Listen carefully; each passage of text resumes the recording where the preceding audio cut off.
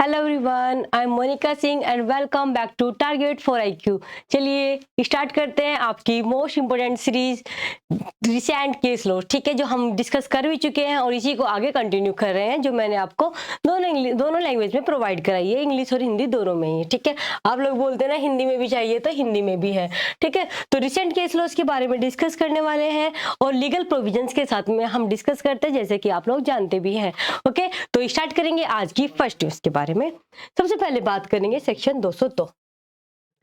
क्या सेक्शन 202 किसका? सीआरपीसी से रिलेटेड केस लॉ है, इसके बारे में बात करेंगे। हमारा सेक्शन 202 मोस्ट इंपोर्टेंट है, इसके बारे में डिस्कस करेंगे कि रिसेंट केस में अभी क्या बातें आई हैं। ठीक है, इसको देखते हैं, चलिएगा। तो सबसे पहले अगर हम बात करते हैं रिसेंटली हमारे बॉम्बे हाई कोर्ट के बारे में। बॉम्बे हाई कोर्ट का ये डिसीजन है Bansilal S Kabra versus global trade finance limited and another's. Okay, ये वाला केस है, इसमें क्या हेल्ड हुआ है इसके बारे में मैं आपको बताने वाली हूँ। कौन सा केस है? बंसीलाल का। देखिएगा यहाँ पर हैज हेल्ड दैट, क्या बात हेल्ड हुई है कि जो मजिस्ट्रेट है ना, कि held that when a magistrate is conducting a mandatory inquiry under the provision of section 202 of CrPC. कब? Before summoning on accused. कब? एक्यूज को समन करने से पहले, before summoning on accused living beyond jurisdiction. जो कहां लिव कर रहा है? बियॉन्ड जुरिडिक्शन, उसकी क्षेत्राधिकारिता से बाहर। Okay, the magistrate should not सोलिली rely, उसको केवल इस बात पर रिलाई नहीं करना है। सोलिल का मतलब होता है एकमात्र, अकेले इस बात पर रिलाई नहीं करना है on the allegation in the private complaint, कि सिर्फ ये नहीं कि जो कंप्लेंट में एलिगेशन लगाए हैं वो लगाया और उसके बाद बिल्कुल मतलब क्या हो गया कि विश्वास कर लिया और एक्शन ले लिया। नहीं, उसको क्या करना होगा यहाँ पर, एक तरीके से मैंडेटरी इंक्वायरी कंडक्ट करानी होगी। किस समन को क्या करने से पहले? समन को इश्यू करने से पहले, जो कोई बियॉन्ड जुरिडिक्शन रह रहा है उसको समन करने से पहले क्या किया जाएगा? यहाँ पर मैंडेटरी है कि उसको इंक्वायरी की जाएगी। ओके, अगर हम बात करते हैं कि सिर्फ उसके जो प्राइवेट कंप्लेंट में जो एलिगेशन लगाए हैं सिर्फ उस बात पर विश्वास नहीं करना है। ओके, ये वाली बात आ गई। तो जैसे कि इसमें हिंदी में भी लिखा हुआ है कि यह माना गया कि जब एक मजिस्ट्रेट अधिकारिता क्षेत्र से बाहर रहने वाले आरोपियों को समन करने से पहले, जो सीआरपीसी की धारा है 202 के प्रावधानों के तहत एक अनिवार्य जांच कर रहा है, तो एक तरीके से प्रावधानों के, तो मजिस्ट्रेट को केवल निजी शिकायतों पर, आरोप पर भरोसा नहीं करना चाहिए। क्या होगा? एक तरीके से मैंडेटरी क्या किया जाएगा? जांच की जाएगी। ओके, मजिस्ट्रेट क्या कर रहा है? जब मजिस्ट्रेट क्या कर रहा है? आपका कंडक्ट कर रहा है एक मैंडेटरी इंक्वायरी, तो सिंपल सी बात कर दी गई है कि जब मजिस्ट्रेट क्या कर रहा है? कंडक्ट कर रहा है कि मैंडेटरी इंक्वायरी 202 के अंदर, तो यहाँ पे ये बात बोली गई है before summoning on accused living beyond jurisdiction और मजिस्ट्रेट नॉट, सिर्फ वो इसके ग्राउंड्स पर विश्वास नहीं करेगा। सिंपल सी बात है कि जब मजिस्ट्रेट एक तरीके से मैंडेटरी इंक्वायरी कर रहा होता है, बियॉन्ड जो जुरिडिक्शन मतलब बियॉन्ड जुरिडिक्शन से बाहर रह रहे हैं उनको समन करने से पहले एक मैंडेटरी इंक्वायरी की जा रही है, तो सिर्फ उसके एलिगेशंस पर ही विश्वास नहीं किया जाएगा जो प्राइवेट कंप्लेंट में की गई है। तो निजी शिकायतों में आरोप पर भरोसा नहीं करना चाहिए, सिर्फ केवल इन्हीं ग्राउंड्स को लेकर के। ये 202 बात किसकी करता है? एग्जामिनेशन करता है कंप्लेनेंट का। जो कंप्लेनेंट है आया है आपका, उसका एग्जामिनेशन कहाँ पे बताया गया? 202 में। ओके, और कंप्लेंट कहाँ पर है आपका? सीआरपीसी में, तो 2K-D में आपका एक्स वो दिया हुआ है, कंप्लेंट दी गई है, और उसी का एग्जामिनेशन कंप्लेनेंट का कहाँ पर हो रहा है? 202 में हो रहा है। तो ये तो बात कर दी है कि एक तरीके से क्या होगा, यहाँ पर निजी शिकायतों पर विश्वास नहीं किया जाएगा जब आपका मैंडेटरी कोई इंक्वायरी वगैरह की जा रही है। ओके, बात करेंगे आर्टिकल 25 ऑफ द कॉन्स्टिट्यूशन से रिलेटेड कौन सा केस आया है। तो देखेंगे यहाँ पर 25 से लेकर के क्या केस है, देखिएगा। Article 25 of the constitution, recently Madras high court का ये मैटर है, एस गुरुमूर्ति वर्सेस स्टेट ने ये हेल्ड हुआ है, ये हेल्ड किया है कि right to attend the funerals falls under the ambit of article 25।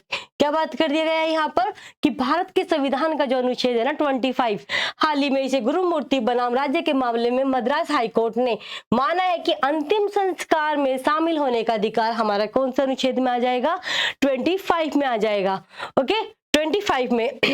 तो जस्टिस जी.आर. स्वामीनाथन ने क्या बात ऑब्जर्व की है, इसको देखेंगे यहाँ पर कि the prisoners including under trial, जो प्रिजनर्स अंडर ट्रायल है, can invoke his right under article 25, यानी कि वो अंतिम संस्कार वगैरह इसमें क्या कर सकते हैं, पार्टिसिपेट कर सकते हैं। जो अंडर ट्रायल है उनका अधिकार बनता है आर्टिकल 25 में। ओके 25 में लेकर के यहाँ पर ये बातें आई हैं इसकी। तो जस्टिस जी.आर. स्वामीनाथन ने ये बात बोली है कि जो विचाराधीन कैदियों सहित कैदी इस अधिकार को आर्टिकल 25A के तहत लागू कर सकते हैं। 25A के अकॉर्डिंग वो अगर ये अंतिम संस्कार या कोई भी अगर प्रैक्टिस होती है, किसी की रिलीजियस प्रैक्टिस होती है इस चीज को लेकर के, तो वो वहां पर आ सकता है। अंडर ट्रायल प्रिजनर्स और प्रिजनर्स भी आ सकते हैं वहां पर। ओके उनका ये अधिकार बताया गया इस केस में। कौन सा केस बताया था मैंने आपको, ये तो ये था आपका S Gurumurthy versus state. Okay ये वाली बात हेल्ड हुई थी। यहाँ पर बात करेंगे यहाँ पर कि द राइट टू पार्टिसिपेट, इसी बात को आगे क्या बात की गई है यहाँ पर कि right to participate in the funeral ceremony. Funeral ceremony में पार्टिसिपेट करने के लिए ऑफ द पेरेंट्स, चाहे पेरेंट्स का हो, स्पाउस का हो या फिर चाइल्ड का हो, will fall with in the SVEEP of right under article 25। वो कौन से अधिकार में आ जाएगा आपका, वो आपका अधिकार 25 में आ जाएगा। ऑफ कोर्स अब ये नहीं है कि आपका अधिकार में आ गई, ये एब्सोल्यूट नहीं है, क्योंकि हमारे फंडामेंटल राइट भी एब्सोल्यूट नहीं है, उनकी भी कुछ रेस्ट्रिक्शंस है, उनके अंडर ही हमें वो आपका क्या करना होता है, इंजॉय करने होते हैं अंडर रेस्ट्रिक्शंस में रहते हुए। तो यहाँ पे बोला of course this can not be an absolute right. Absolute हो जाएगा फिर तो आना ही पड़ेगा, फिर तो मतलब उसको छोड़ना ही पड़ेगा फ्यूनरल ऑब्लिगेशंस के लिए। नहीं, ये एक एब्सोल्यूट राइट नहीं बनाया है। The court will uphold his right subject to the prevailing situations. अब ये कोर्ट के ऊपर डिस्क्रिप्शन दे दी गई है कि कोर्ट देखेगी कहां पर उसको छोड़ा जा सकता है उस कैदी को, और कहां किन परिस्थितियों में उनको नहीं छोड़ा जाएगा। अगर ये एब्सोल्यूट राइट हो जाता, फंडामेंटल एब्सोल्यूट राइट हो जाता, फिर तो ये था कि नहीं अब तो उनको इस चीज के लिए छोड़ना ही पड़ेगा, कोर्ट कुछ मना भी नहीं कर सकती। नहीं, ये कोर्ट की डिस्क्रिप्शन है, वो सारे फैक्ट्स एंड सर्कमस्टेंसेस को देखेगी, ध्यान से ऑब्जर्व करेगी, देखेगी इसका कोई तरीके से क्या है आपको सोसाइटी पे कोई इंपैक्ट तो नहीं पड़ रहा है, किसी को कोई खतरा तो नहीं है, थ्रेट तो नहीं है। वो सारी चीजें देखने के बाद कोर्ट को अगर लगेगा तो वहां पर एज अ राइट उसको भेजा जा सकता है, बट अंडर सब रेस्ट्रिक्शंस, कुछ रेस्ट्रिक्शन के अधीन रहते हुए। 25 किसके बारे में बात करता है, 25 बात करता है आपका, हमारा आर्टिकल 25 बात करता है freedom of consciousness and free profession practice and propagation of religion. ठीक है, तो ये हमारा अंतःकरण की स्वतंत्रता और धर्म की स्वतंत्रता के रूप में अपनाने और प्रचार करने की स्वतंत्रता देता है।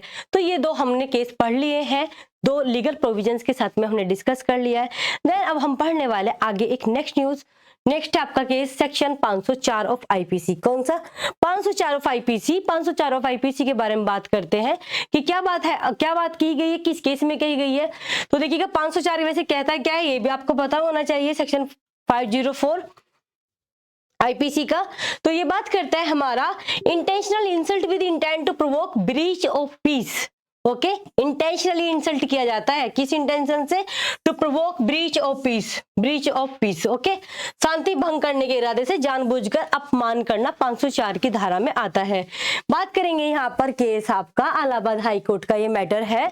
कौन सा मैटर है ये, Dhirendra and others versus state of UP and another's. Okay, ये वाली है। यहाँ पर क्या हेल्ड हुआ कि मेयर का मतलब होता है केवल, तो मतलब अकेला, mere use of abusive language, कि केवल एब्यूसिव लैंग्वेज का यूज करना।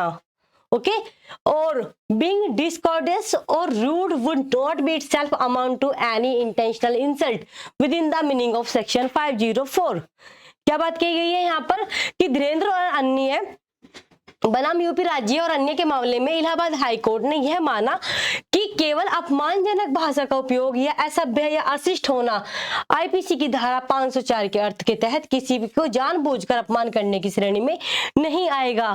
सिर्फ क्या बोलना, एक अपमानजनक भाषा का उपयोग करना या असभ्य होना या अशिष्ट होना आईपीसी की धारा 504 में नहीं ले आता है, ये केवल ये सब यूज करना, क्योंकि यहाँ पर क्या बात की गई है, ये इसके अंतर्गत नहीं आएगा, किसमें 504 में नहीं आएगा, इसलिए से क्योंकि यहाँ पर केवल वर्ड यूज किए जा रहे हैं, केवल। ओके, अपमानजनक भाषा यूज की जा रही है। तो ये वाली बात हो गई, तो हमने बात डिस्कस कर ली। यहाँ पर नेक्स्ट पढ़ेंगे, मोस्ट इंपोर्टेंट है आपका एक नेक्स्ट न्यूज है, right to defend. Okay, right to defend, एक यहाँ पर हम बात करने वाले हैं बचाव का अधिकार। ये नया केस कौन सा है, इसको डिस्कस करेंगे। देखिएगा केस है आपका रूपश्री HR वर्सेस, ठीक है, Rupashree versus state of Karnataka and others का ये केस है। इसमें क्या बात हेल्ड हुई थी, इसमें देखेंगे कि has held that the right to defend oneself, अपने आप को बचाना, अपने अपना बचाव करना, ये हमारा कैसा अधिकार है, ये हमारा फंडामेंटल राइट है। कैसा राइट है, अपना बचाव करना हमारा फंडामेंटल राइट है। और फंडामेंटल राइट कहां से कहां तक आते हैं, आर्टिकल 12 to 35, पार्ट कौन सा है हमारा, थर्ड, ठीक है, पार्ट थर्ड है हमारे फंडामेंटल राइट्स का। अगर हम बात करते हैं यहाँ पर ये वाला, ये जो मैंने आपको बात बताई, ये किस केस में हेल्ड हुई थी, या आपको केस का नाम भी तो पता होना चाहिए ना। तो इस केस का नाम क्या है आपका, विक्रमनाथ एंड सतीश चंद्र शर्मा। इस केस में क्या ऑब्जर्व किया गया था, ये देखेंगे आपका, देखिएगा बात आती है यहाँ पर कि the right to defend oneself is a fundamental right under part third, कौन से पार्ट में, पार्ट थर्ड में of the constitution, and for the right to appear for a client. देखो यहाँ पे तो अपना बचाव करने का हमारा अधिकार है, लेकिन अब मैं नेक्स्ट पॉइंट बताने वाली हूँ, बहुत इंपॉर्टेंट है, ध्यान से सुनेंगे आप सभी कि and further right to appear for a client, client के लिए अपीयर होना, जो हम एडवोकेट लाते हैं अपनी तरफ से या अपने क्लाइंट को भेजते हैं, तो उसके बारे का अधिकार, उसके अधिकार के बारे में बता रखा है यहाँ पर क्या, कि further right to appear for a client is also a fundamental right. उसको भी क्या बोला गया है वहां पर, तो वो भी, उसका भी तो फंडामेंटल राइट है ना, ठीक है, being a part of a carrying on one's profession as a lawyer, क्योंकि वो अपने पद को क्या कर रहा है, एज अ लॉयर वो काम कर रहा है, तो उसका अधिकार बनता है कि वो अपने क्लाइंट की तरफ से रिप्रेजेंट करे या अपीयर हो। तो न्यायाधीश विक्रमनाथ और सतीश चंद्र शर्मा की खंडपीठ ने कहा है कि स्वयं का बचाव करने का अधिकार संविधान के भाग थर्ड के तहत एक मौलिक अधिकार है, और इसके अलावा किसी क्लाइंट, मतलब यहाँ पर क्लाइंट के लिए है कि क्लाइंट के लिए पेश होने का अधिकार भी एक मौलिक अधिकार है, जो किसी के आगे बढ़ने का एक हिस्सा एक वकील के रूप में पेश है। मतलब एक तरीके से एज अ प्रोफेशन, अगर वो प्रेजेंट ही नहीं हो as a profession of lawyer, जो अगर वो मतलब रिप्रेजेंट ही नहीं करेगा अपने क्लाइंट को, तो वो कैसे आगे तरक्की करेगा, कैसे बढ़ेगा, नहीं ना। तो उसका खुद का भी अधिकार है कि वो अपने क्लाइंट की तरफ से उसका बचाव करेगा, और ये उसको आगे के बढ़ने के लिए एक रास्ता होता है कि हाँ वो रिप्रेजेंट करे अपने क्लाइंट का।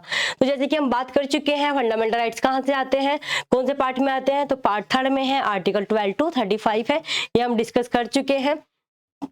ओके, बात करेंगे ये मैग्ना कार्टा ऑफ इंडिया, इसको हम क्या बोलते हैं, मैग्ना कार्टा बोलते हैं। मैग्ना कार्टा का मीनिंग क्या होता है और मैग्ना कार्टा है क्या, ये भी तो आप लोगों को पता होना चाहिए ना। तो देखिएगा, फंडामेंटल राइट को हम क्या बोलते हैं, मैग्ना कार्टा बोलते हैं, Magna carta of India. Okay, Magna carta का मतलब होता है कि मोस्ट इंपोर्टेंट राइट्स देना, और जो फंडामेंटल राइट है वो हमारे मोस्ट इंपोर्टेंट है, इसके बिना किसी व्यक्ति का अस्तित्व नहीं माना जाता प्रॉपर तरीके से।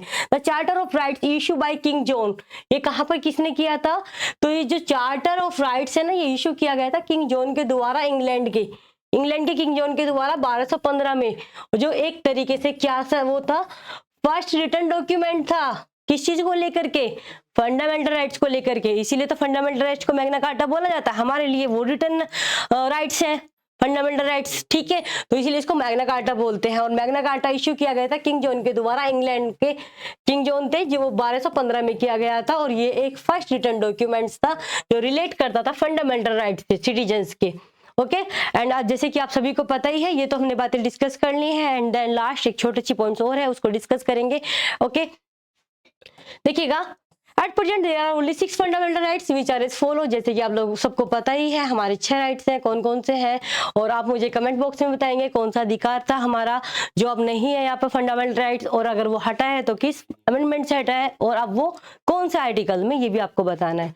तो अगर बात करें राइट टू इक्वलिटी 14 to 18 आता ही है, article 14 to 18, right to freedom 19 to 22, and right against exploitation 23 to 24, and right to freedom of religion 25 to 28, and cultural and educational right हमारा 29 to 30, and last but not least कौन सा अधिकार, right to constitutional remedies, उबिजसी भी रिमेडियम, जहां पर आपके अधिकार है वहां पर उपचार भी है।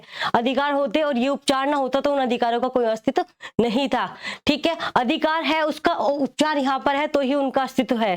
ठीक है, अगर कोई आपको इतने अधिकार दे दे लेकिन उनका कोई वोलेट करने पर कोई आपको रेमेडी नहीं है तो उन अधिकारों का कोई फायदा नहीं था। इसीलिए यहाँ पर हमारा most important right to constitutional remedy. आप मुझे ये भी बताएंगे इसको हार्ट एंड सोल किसने कहा है। ओके, आपके आर्टिकल 32 को, ये भी कमेंट बॉक्स में दोनों का आंसर करेंगे आप लोग। ठीक है, राइट टू कॉन्स्टिट्यूशनल रेमेडीज आपका कौन सा आर्टिकल में हो गया, आर्टिकल 32 में हो गया है। ओके, तो ये हमने एक तरीके से क्या किया, आज के रिसेंट केस लॉज डिस्कस कर लिए हैं। मिलते हैं नेक्स्ट वीडियो के साथ में। Thank you so much everyone.